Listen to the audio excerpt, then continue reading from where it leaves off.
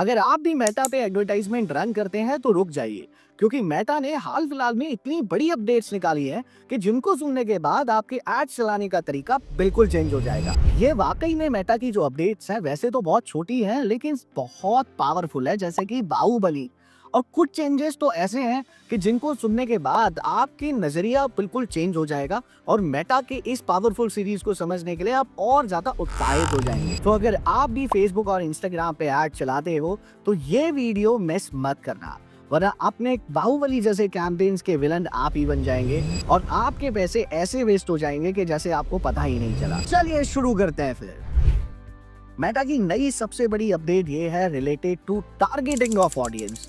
जी हाँ दोस्तों, पहले क्या होता था कि आप अलग अलग कैंपेन्स के लिए अलग अलग ऐड कॉपीज बनाते थे। मान लेते हैं कि अगर आप अवेयरनेस कैंपेन रन कर रहे हैं तो उसके लिए अलग ऐड कॉपी होगी, लीड जनरेशन कैंपेन रन कर रहे हैं तो उसके लिए अलग ऐड कॉपी होगी। लेकिन अब ऐसा नहीं है। मेटा की एआई प्रोडक्शन इतना एडवांस हो चुकी है कि आज की डेट में मेटा कहता है कि आपको कुछ नहीं करना, आप एक सिंगल कैंपेन रन करिए और सारी की सारी ऐड कॉपी उसी सिंगल कैंपेन में डाल दीजिए। मेटा का एआई वर्जन अपने आप ही एडवांस टेक्नोलॉजी के अकॉर्डिंग और अपने एल्गोरिथम्स के अकॉर्डिंग प्रिडिक्ट करेगा कि कौन सी ऐड कॉपी किस लिए बनाई गई है, कौन सी ऐड कॉपी अवेयरनेस के लिए है, कौन सी ऐड कॉपी ब्रांडिंग के लिए है, कौन सी ऐड कॉपी लीड जनरेशन के लिए है।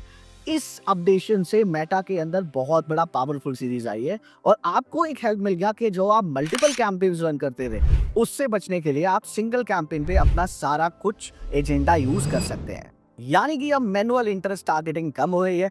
मेटा खुद इस बात को कहता है कि एडवांटेज प्लस ऑडियंस को यूज करो, जैसे आपके टारगेटिंग करने का मॉडल चेंज होगा और नई जनरेशन ऑफ एआई मार्केटिंग की तरफ आप आगे बढ़ोगे। अब इसका सबसे बड़ा फायदा क्या होने वाला है कि आपको अब ज्यादा टेस्टिंग की जरूरत नहीं है, आपका कैंपेन जल्दी और इजीली ऑप्टिमाइज होना शुरू हो जाएगा।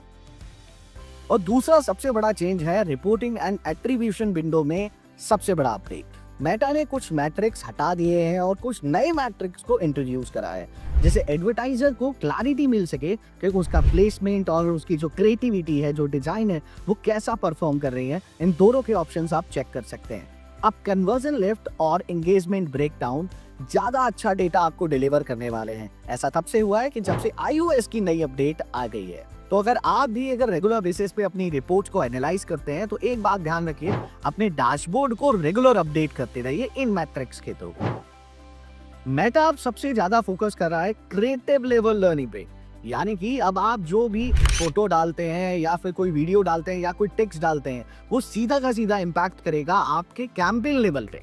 तो अगर आप भी पुराने मॉडल के टेम्पलेट्स को यूज करते हैं, पुरानी पोस्ट या ओल्ड ट्रेडिशनल वे के पिक्चर्स को लेके आते हैं, तो अब वो नहीं चलने वाला। अगर आपको ब्रांडिंग करनी है तो एक बात याद रखिएगा कि आपको नए मॉडल जनरेशन और हुक्स को यूज करना पड़ेगा।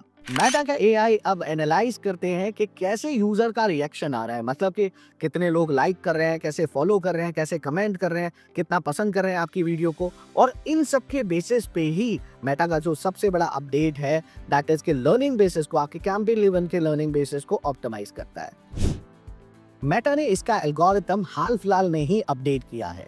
इसका मतलब ये है कि मेटा अब कहता है कि हमारे एल्गोरिथम्स के अकॉर्डिंग अपने आप ही वो प्लेसमेंट और ऑडियंस को टेस्ट करना शुरू कर देता है। तो अगर आप भी ई कॉमर्स एजेंसी रन कर रहे हैं या ई कॉमर्स मार्केटिंग कुछ कर रहे हैं, कोई सामान बेचते हैं, तो ये अपडेट आपके लिए गोल्ड माइन हो सकता है। अब आपका भी ऐड ज्यादा पर्सनलाइज होगा, वो भी यूजर के इंटरफेस के अकॉर्डिंग, यूजर के कस्टमाइजेशन के अकॉर्डिंग, बिना मैनुअल सेटअप करे। देखिए मेटा क्लियरली आप सबको एक मैसेज ड्रॉप कर रहा है कि भाई मैं तो एआई की तरफ जा रहा हूँ, एआई के नए फीचर्स यूज कर रहा हूँ। अगर आपने अभी तक एआई को अपडेट नहीं करा और एआई अपडेशन से अपने कैंपेन्स को ऑप्टिमाइज नहीं करा तो आपके कैंपेन की परफॉर्मेंस रुक सी जाएगी। सो गाइस, ये था 2025 का लेटेस्ट अपडेट।